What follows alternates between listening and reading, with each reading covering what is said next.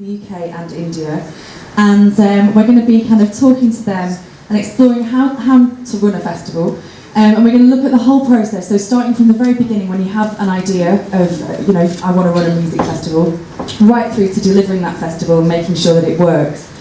We're going to explore some of the differences as well between working in India and the UK, because there are some kind of differences there, and the main thing we're going to do today is get stories from people, real stories of things that have happened, unexpected things that happen along the way, and how you troubleshoot those things to make sure that the festival runs really smoothly. So first of all, I'm going to ask the panellists to introduce themselves, starting from the very far. Hello. Hi, my name is Naveen, and I run this company called Mixtape. It's a booking agency, it's an artist management company. We do events, we do production. We've also started giving assistance for all the artists in terms of everything, including tour management, light engineering. We're also starting soon something to do with visuals for the artists. Currently I manage some of the top acts like Shy and Funk in the street. I also work with Scribe along with Sohail. And in terms of festivals, I've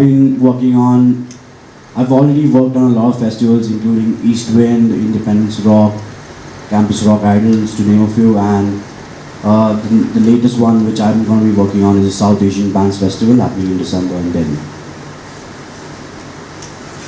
Hi, my name is Sohail, and I run a booking agency called Krunk. Krunk started 2 years back. The idea was to promote niche forms of electronic music, niche forms of live music, and build like a bigger tour circuit for a lot of artists in India. And I've also worked with a few festivals. Worked with a festival called the Unconvention in in 2009. And currently I'm working on another festival next year in March called the Suda Fest. And yeah. Hi there, my name's Natasha Haddad, and I work at the Great Escape Festival, which is held in Brighton every year. Next year, May 10 to 12. The Great Escape similar to South by Southwest in the way that we've got a conference running alongside a showcase event. We've got 300 plus bands playing in 30 venues, bands from all around the world. We're part of a bigger group called Mama Group, which has other festivals in it as well, festivals like Lovebox and Global Gathering and Wilderness, which last week won Best New Festival. So, yeah. Thanks. My name's Gina Hewitt. I'm sorry. My name's Gina Hewitt. I am based in Manchester and work freelance on a number of festivals. In various different roles as well, primarily kind of on-site production, which means that I'm the first person to arrive and always the last person to leave. So I've got a pretty good understanding of all of the detail involved in festival production and event delivery. I also work in kind of more events that I produce myself, which are like awards festivals or creative industry events. I've also opened shopping centres and done all sorts of things, so I've got lots of different perspectives to add on lots of experience as well. Okay, great, thank you everybody. So I just wanted to start with kind of getting a little overview on the festival scene in India and the UK. So Naveen, perhaps you could just talk about what's happening in India at the moment, festival-wise, how many festivals there are, whereabouts they're happening, and what sort of music they incorporate. Well, a lot of festivals happening right now. In terms of programming, a few of them who do multi-genre programming, and a few of them stick to rock or electronica. In terms of the festivals, a lot of them do not consider the venue, location, a lot of things actually. But yeah, I mean, there are a lot of the other festivals, which like NS7 for example, which has been really planned really well, the location, everything is taken into consideration. So I think one of the points I would like to start, I mean the main thing what I would say for a festival is the location of the festival, where the location will be at. Okay. Natasha, would you be able to just give a kind of overview of festivals in the UK at the moment? Sure.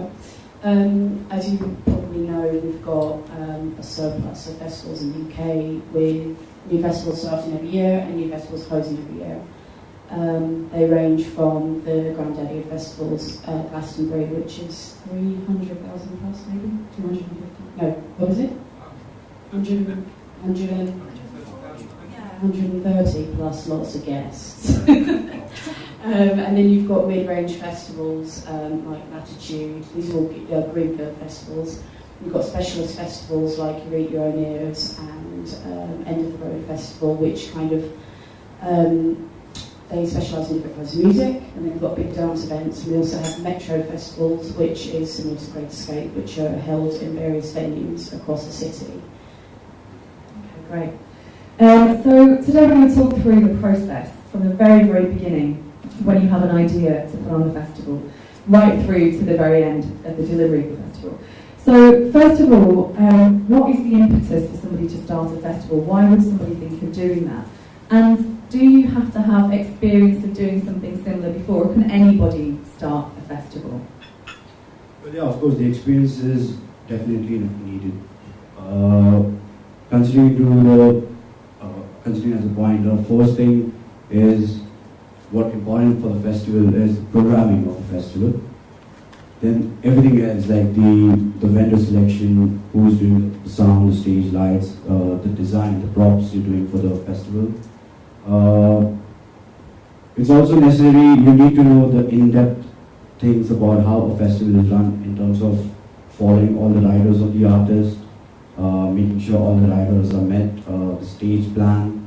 One of the things what we don't do over here in festivals is we don't have rollerizers. So in terms of changeovers, it takes a lot of time, which is what, the time gets wasted over there. So I would say experience is definitely a must for anyone who's planning a festival. And so when you decide that you want to do a festival, what you want to make a festival happen, what is the very first thing that you should do? Is it go and look at the site? Is it think about the bands you want to program? What's the first step? Well, I would say I would ask a few people first about this idea about the festival. The bands definitely are the important factor of the festival. The venue also is an important factor, but I would ask a few people first if this idea would really work, because right now we have tons of festivals happening, including the college university festivals, who also get a lot of international acts. So considering that in the mind, I definitely want to ask few people first, this is the idea, this is how it will work, this is my location, what do you think about it? Get some feedbacks out of them and see if I get any positive, constructive feedbacks about it. So depending on that, then I can start the whole basic work process for the festival planning. Natasha, what was the impetus for starting The Great Escape? And how did you find kind of your niche within the quite saturated festival market? At the time, actually, Great Escape's in its 7th year next year. And at the time, the metro-style festivals in the UK wasn't particularly saturated. And it was actually mainly based up north. Brighton has already a metro festival called Brighton Live, but that's only for local artists, and it's free to everyone to attend. A lot of it came down to choice of location, really. Brighton's a really good opportunity to put on this kind of festival. It's 45 minutes away from London, which means that everyone who works in London can come down, and once they leave London, that's it, they're at the event, they're staying there. It's great for international delegates and artists to fly over to. We've got Gatwick, which is a 30-minute train ride away. And it's already a functioning circuit city, per se, so generally speaking, if you're going to go on tour with your artist, you will be playing Brighton anyway, so there's 10 plus functioning venues all year round. We kind of saw an opportunity whereby there wasn't an event in the UK that was specifically focusing on international artists and showcasing the international artists and giving them an opportunity to come over and get business in the UK, whether that be business based in the UK or with other or in other countries. So I think so far the festival site has been mentioned a couple of times as being a really important factor. In Natasha's case, Brighton is the site. Gina, can you talk a little bit about the ins and outs, the pros and cons of different types of sites in terms of the festival production point of view? Yeah, sure. I think, as Natasha's already mentioned, there's kind of two different kinds of sites. There's the greenfield site, which is where the majority of the large UK mainstream festivals are all held, and they're either kind of in a sort of stately home or privately owned land. So the main considerations around those are making sure that you have permission to use that space and reassuring the landowners about the way that you're going to maintain the space and return it to the way that you found it when you arrived. There's lots of things to consider about where you're going to base your festival. Some are easily accessible for people on public transport, some rely on the audience driving there, so then you need to consider the amount of parking space that you need around those places as well. There is some benefit sometimes in having a festival in the middle of nowhere, and I think Britons especially are prepared to travel quite long distances across their own country to visit somewhere new that offers a different landscape, especially if they come from quite an urban area. There's some really beautiful places to hold festivals as well, so we're quite lucky in that way. And like the site at NH7 is, I think, a really nice space, so it helps if things are looking good in the first place. There's lots of traffic management issues that you should consider as well for people travelling to the site, but also for artists who are going to be parking. Like, you need a hard standing area for tour buses and all the heavy equipment and machinery that comes in. One of the things that we do when we arrive on site is build a road path for all of those things. So you do end up constructing your own city within a city on the bigger events. Obviously, if you've only got a few hundred people, it's not so much a problem. And you could even get away with not having permission, just throwing a party up and doing your own thing, which also a lot of people in the UK do as well. But it's all about kind of looking after the space that you use, and I think that's the most important consideration, really. What about if you want to do a festival or an event in a really unusual space, like a train station, or if maybe you talk about Ears to the Ground, they did an event in a sugar silo. I mean, what are the challenges of doing that, and what are the real benefits of doing an event in a truly unusual space? Well, I think the real benefit is to be unique, and that's why a lot of the projects that I've done have been really idiosyncratic, and we've tried to use spaces that no one else has attempted to use before. I think halfway through a lot of productions we often ask ourselves why we've made things difficult, but there's lots of really old, great buildings and new buildings as well. We have done stuff together in train stations and churches, and I think a lot of these spaces don't get used very often, or they're kind of ignored, so it's really nice to bring an event which highlights the uniqueness and can make people see it in a different light. And so people are often quite cooperative about that, and as long as, again, you provide them with reassurance that you can look after the place, then they're often quite easy to talk around, and you can get access to all kinds of places. And in India, what are the sort of sites that festivals kind of happen within? Is it kind of greenfield sites, or is it more unusual spaces? Well, like, a lot of festivals have just started. It's still very, like, in the early stages. I would give you an example of one festival that I was involved with, the Ladakh Confluence that happened 2 years back. It was such a challenge from a production point of view because sound had to come from Delhi. It took us 11 days to get sound, and it was stuck in the border for like 3 days. We had problems with the generators there 2 days before, so where do you get generators now? It's going to come from Delhi. So it's very important where you plan to do it from. You need to look at all the possible things that can go wrong as well, you know. Similarly, there was a festival that was going to happen this year called the Storm Festival. That did not happen because there was literally a storm before the festival. So the problem here is like the people need to, you need to do your research in terms of a lot of factors that are involved with the festival, and that's where the experience really comes into place. And people who have seen festivals abroad and people who've studied festivals abroad are the right people to be starting these festivals rather than people who just want to start a festival for the hell of it, And I guess because it's quite new in India, Yeah. over the next few years, the more and more festivals that happen, the more experience people have, sort of things will get easier and easier in terms of the production, from a production point of view. So we've identified the site for the festival. What is the next step? I mean, on my list here, I've got you kind of develop a business plan, I guess. You found somewhere that you want the festival to happen, and you know the sort of thing that you want to do at the festival.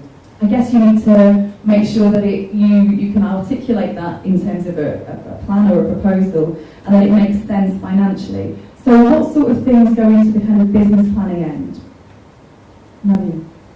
Well, firstly, the main thing is, depending on the size of the venue, you need to figure what exactly, how many stages you need to build, obviously keeping the budget in mind. So coming back from the main point, budgeting is very important. Over here in India right now, getting a sponsor on board for a festival is really, really difficult. And also convincing them to a fact that we're doing a music festival and not just one thing. It's going to be music plus art and different things, like, you know what I mean? So obviously budgeting is the most important factor. You need to consider a lot of things in budgets as well. The artist fees, the logistics, the sound and lights cost, stage, truss. There are a lot of different things. And how do you make sure that you get that right? Because that's really important. You don't want your festival at the end of it kind of all of these unexpected costs. Well, yeah, as how do you know that you've got the right sort of thing? As mentioned before, depending on the size of the venue, let's say if I go to Recce, a venue, and I want to build 2 stages over there, so considering the length and the breadth of the stage, of each stage, we need to figure out the size we need to build the stage. Then get your vendor on board, ask him for suggestions, what he can give his inputs. Accordingly, make a budget. Obviously, he's going to quote you some amount, and then depending on that, you make budget starting with your things like stage. Then you get your sound vendor, light vendor on board. Ask them what can be the best possibility, what can be the best props you can build over here with the lighting, with the stage truss, and things like that. So the stage and lights vendor then gives you a quote, and then you can add that. Once you have that, then obviously moves on to a lot of different things, but I would say the third thing would be the artists. What artists you want to get, how expensive they are, what the cost you want to pay them. That would be the third one. The logistics, obviously, the distance between the hotel and the venue, how many cars you would need, how many buses you would need. Permissions, yeah, that's another big thing in India right now, because we don't get clean permissions. And I was in a conference day with President, and this is what we discussed. We don't get clean permissions over here. So there will be a glitch every time you get a permission on a letter. So if at all you get a permission from the police commissioner over here, the letter would still mention that the festival is allowed to get 1,000 people on board. However, if you tell them we are getting 5,000 people, so they will be still like, no, sorry, we're going to give you only 1,000 people permission. So that's like a loophole basically. They will still allow you to do the festival for 5,000 people, however, the letter will say 1,000 people. And so what happens if they came down to the festival and you had like 5,000 people there? This is what happened at the recent Metallica concert. The police just pulled their hands, they just raised their hands up saying we gave the permission for whatever, 10,000 people, and there were 20,000 people. Because there was an error which happened. So far it's always been the most toughest part, I would say, in organizing an outdoor concert or a festival would be the permissions, more than the other factors like the venue and stuff. But the permissions are really, really difficult. So I think if we keep it straight, honest, like whatever you want to do, just go ahead and tell the commissioner of police and just tell him your ideas and see if he agrees and cooperates with you. I mean, that would be the best option right now. But apart from that, I don't really do licensing for any event, so I'm not really sure how it works in depth. But this is what I know from my experience, because a lot of times I've gone personally to the commissioner's office and they just disagree to give permission. Like, there are a lot of things which they consider, obviously, even if our parking is in place, we make sure there's no traffic, which happens because of the festival. But still, I mean, there's something or the other which comes up. Though we get permissions, we get a written letter saying, oh, okay, you can go ahead and do the festival, but somewhere or the other there's a small loophole which I don't know where exactly it's coming from. I think submitting your license often allows you to put all of the things in place that you need to run your festival, and you, in the UK, you have to stick to all of those restrictions, or they can close you down. And licensing, you have to get permission to use the public space or the open space, and all of the considerations like the noise, the amount of people. Kind of submitting that document for the first time will give you a framework of where to start your budgeting from. There are some events, particularly dance events, that aren't granted licences until the last minute, or licences aren't granted at all and they have to cancel them. So you really need to get licensing on board as a first port of call, and sometimes they can be quite helpful, sometimes they can be very unhelpful. Or licensing will help you, but the police aren't keen on being there. We have to pay for a police presence, and they can make things very difficult by increasing the number of police that they request to support the event security, which often makes it unaffordable for people to actually carry on organising the event. And then whilst you're on site, licensing meetings will be held regularly for any large event. So they'll constantly be monitoring the sound, the number of people on site, the number of arrests that have been made, the number of first aid incidents, and to cooperate with them on that level just allows you to continue working with them, because they can see how well you're looking after all the people who are at your event. Natasha, from a budget point of view, what are the sort of things that you consider? Because obviously you've got a slightly different style of festival, you don't have to put stages in. But what are the things that you look at? Well, actually, probably 35-40% of our venues we do have to do installs, stages, lighting rigs and PAs. But I guess when budgeting, one of the key things to work out is what your income is first, off the back of your capacity, and then you can work out what you've got to spend. There are other revenue streams as well as ticket price. You can get funding from various councils and governing bodies and various charities, and also sponsorship, obviously. But just the same as in India and the UK, levels of that are dropping quite rapidly. I guess when putting together a budget, you look at all of your staffing, year-round staffing costs, your health and safety costs, your production costs, which would be your PAs. And your lighting rigs and your transport. You need to look at artist costs. You need to look at insurance. Okay, so a little bit maybe now about sponsorship, because that's obviously a key factor in Indian festivals, because ticket prices are quite low. How do you approach a brand? What are the sort of things that brands are looking for? And how do you attract them to support your festival? Most of the sponsors in India for music are mainly alcohol-related sponsors, which is very different, I guess, from the UK. Obviously, there's also a lot of telecom sponsors for the big festivals and stuff. All brands look for is visibility. I mean, they don't really care about the music at the end of the day. They want to be associated with a project where they get the maximum visibility for their brand, and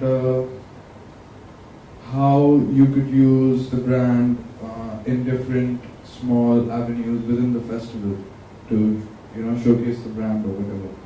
So, but yeah, mainly it's alcohol sponsors in India. They pretty much cover 80% of the sponsorship, and we don't have any major government funding here as such, so that's completely off. And so how do you approach a brand? Do you phone up the head office and ask to speak to somebody, or do you go through with the contacts? What's the best approach in terms of taking your festival proposition and pitching that to a potential sponsor? Well, it's important that the sponsor knows something about your company or you, because I mean you can't just walk into an office and expect money from them. Obviously, if you can network and figure some sort of personal relationships or and also create some sort of buzz, make sure the sponsor knows about what you're doing in the property from before. And yeah, I mean that's how I guess you go about it. So I guess it's quite good if you've got a track record and you've been doing some stuff before, even if it's small scale stuff, and then you've at least got a bit of a kind of portfolio of activity. I would say you can probably also invite the client to one of your events which you're planning to do before, and just take him through the ideas you're putting up at the current festival or the show you're doing. Then from there you can build it up towards, like, take it to the next level. Then this is what I'm going to do, this is what I'm going to do. But the initial stage is probably just invite him and show him what kind of work you're doing. And in terms of ticket prices, Natasha, how do you set your ticket price to make sure that it kind of is feasible and acceptable to your audience? We've managed to keep the same ticket price for 7 years. We do 3 scale ticketing as well. So we do an early bird price, which is if you get it either within a certain time period or a certain number of tickets released.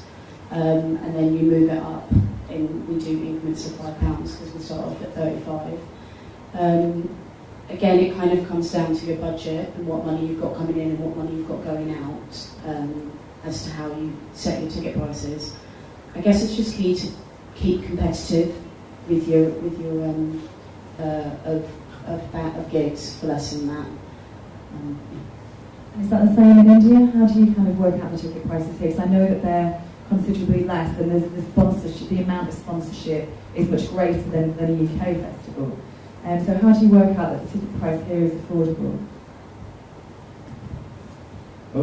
I think at this phase of life in India, it's important that you keep it low, because I mean the festival culture is very small here. It's very at a very early stage, so it's important that more and more people actually come to the festival, see the whole vibe. The word spreads every year, because we have like 5-6 good festivals, I guess, and the maximum number of people we've had, I think, is Sunburn Festival, 15,000 people last year. So it's important that we expose more people to the festival culture, because it's only going to grow every year. And so it's important to keep it low. I mean, I think NH7 is priced really nicely, 1,500 for 3 days. Sunburn's also pretty. It's 8,000. Okay, yeah, it's increased. It's obviously the 5th day of the festival, so they picked up a lot. I guess in India people aren't used to buying tickets for festivals, so the price has to be kind of quite low. But I guess over time, as people get more used to buying tickets, that balance can kind of shift a little bit. One of the other things after you kind of selected your site, I guess, is to think about when the festival happens. So how do you decide on a time, a date for the festival? Well, for us, probably October to May is actually a season time. That's where most of the festivals happen, because June, July, August, September also is actually rainy season. So I don't think too many outdoor festivals happen at that time. So most of the university festivals, a lot of private festivals happen during this time. I would say the appropriate months for doing a festival would be around November, December, January, these 3 months, because A, the weather is really good. Yeah, I mean, and also it's more a lot of holiday seasons, because we have a lot of cultural festivals happening, like Diwali, and so there a lot of people get holidays from their offices and stuff. So I think these 3 months are the best months to do a festival in India. And Gina, in the UK, I guess we've got so much going on there. How do you decide when is a good time to do a festival? What are the other things that you need to consider? Well, most of the festivals happen in our rainy season, summer time. So there's kind of key considerations around the university term times, again, like public holidays. There's long-running festivals that have certain weekends. I know Tom has had to change Field Day this year because of the Jubilee, so even kind of an established name will sometimes have to rearrange just because of national events. It's just about understanding your audience and what other events they're going to be going to, what other things they can afford to go to, and whether your artists will actually be able to play at your event rather than someone else's. I think as well it's key to look at touring seasons as well. For international artists, there's kind of specific months where artists will go to Australia and New Zealand, and there's specific months in the US where they tour, or when they'll go east, and then there's specific months when they'll come to the UK, and then there's obviously the summer months where we have a big influx because that's when our greenfield festivals are. So you can kind of get away with it all year round in the UK, I think. So you've got your site, you've got your date for the festival. I guess the next thing to sort of start thinking about is booking your acts. And this for me is kind of quite an art to kind of selecting the acts that you want to play, getting a really good balance, and also kind of working with booking agents and promoters to see how much you should pay for those acts. So can you explain how that works in your experiences? Most of the acts that are booked by the festival, and they go out and get these acts, like they choose the acts. It's not like the artists are pitching for the festival and they get it. It's not like unknown artists will get it. So most of the acts are booked by one person who's handling the programming at the festival, or two people who are programming the festival. Again, depending on the festival and what your USP is and what you want to target. For example, the Sunburn Festival is a house music festival primarily. But then again, they have offshoot, they have the other stages where they've now started promoting other forms of electronic music. Then we have the multi-genre stages like the NH7 Festival, where we have all sorts of music. So yeah, it really depends from festival to festival, and I guess programming starts like 3 to 4 months in advance. Again, something that's different in India and the UK is that people start planning a lot more in advance in the UK, and here festivals start like 3-4 months in advance, which is quite late. So that is something that will get better at a good time.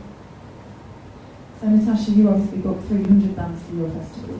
How do you decide which bands that you want, and how do you then approach them, the booking agents or the bands, and know how much you should pay for those bands? I guess my event's slightly different to booking a greenfield festival because there's such a large volume of acts across different stages. All our stages, about 80% of our stages will have a host attached to that stage. So that could be a media partner or a record label. So the key thing is to work with those hosts, get a list of artists and those hosts that fit their brand, and then go back to the agents and work out availability and kind of work between. My role is to kind of sit ahead of all of those hosts and work out how to distribute those acts fairly. I also go around to all of the agencies once a year and take a submissions list of artists from them that they have that are developing that they would like to put forward for the festival.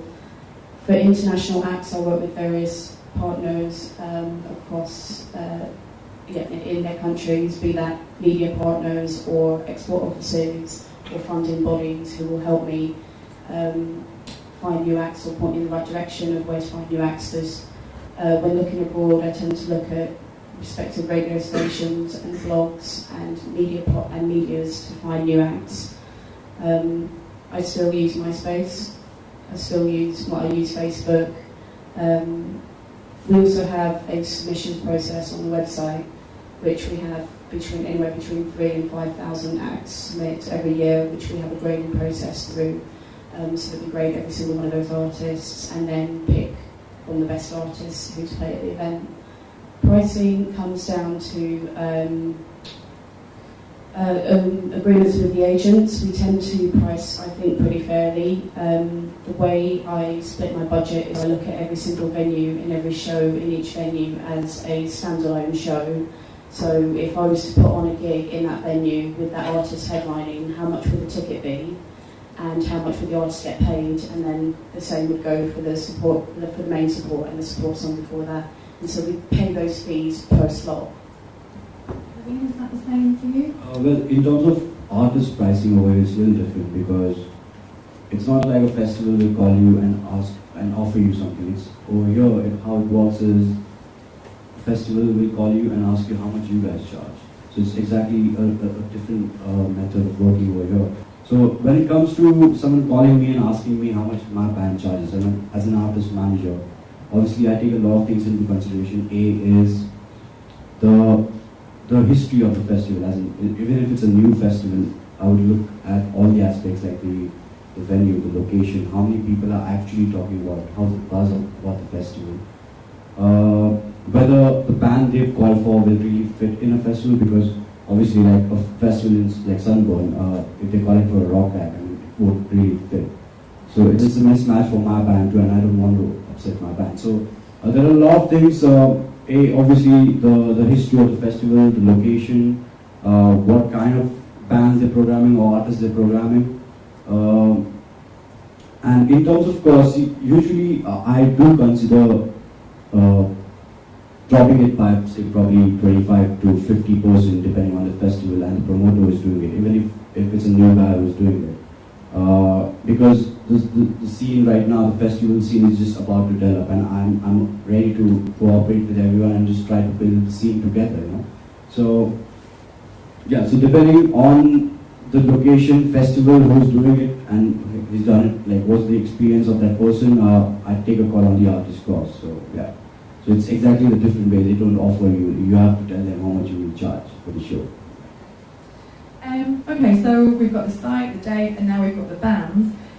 Gina, what happens next after you've made the offer for the band and you've confirmed that they're going to play? What happens regarding contracting? All the artists need to be contracted for their agreed fee, no matter how you come to that arrangement.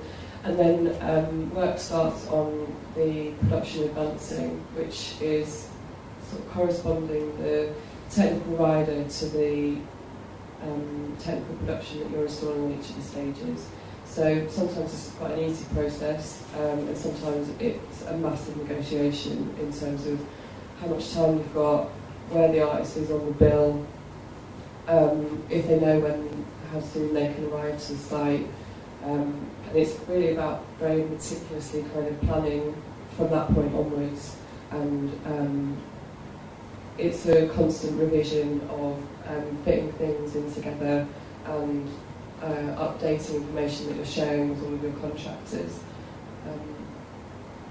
And all of those contractors have to understand the expectations of each of the partners, including the artists, the lighting and the sound and the crew all need to agree on how they're going to deliver the show together. So each band will have a kind of almost like a set of their riders, a set of kind of demands or things that they expect, expectations. And so that's the negotiation then, is it? You know, you can kind of go back to them and say, look, we can't provide this. Or... yeah, I think sometimes when certain DJs can be quite demanding, and you know, if they want to do a whole video wall AV setup, which they would normally do for their own show, as a headliner, you can incorporate that into the stage production, and you can then perhaps use that video wall for other acts, and they can use an AV setup, but just as one example. But a lot of those requirements need to be negotiated at time of booking. So that would be my job, essentially, and all of that should be done before that gets to production, otherwise you ruffle feathers on both sides. And so, Gina, can you explain the process of advancing the show as well? So what do you need to do? What do you need to find out from the band? Usually the technical production manager or the stage manager, depending on how large an organisation is and how it's set up, will contact the band's tour manager. Kind of when all the agent discussions are completed, the tour manager will know the details of arrival, how much equipment is being carried, what time the band are going to arrive and where they're arriving from. All of those things can sort of either go according to plan or can slide depending on if flights are involved or it's the beginning of a tour or end of a tour. You know, there's loads of factors to be taken into consideration.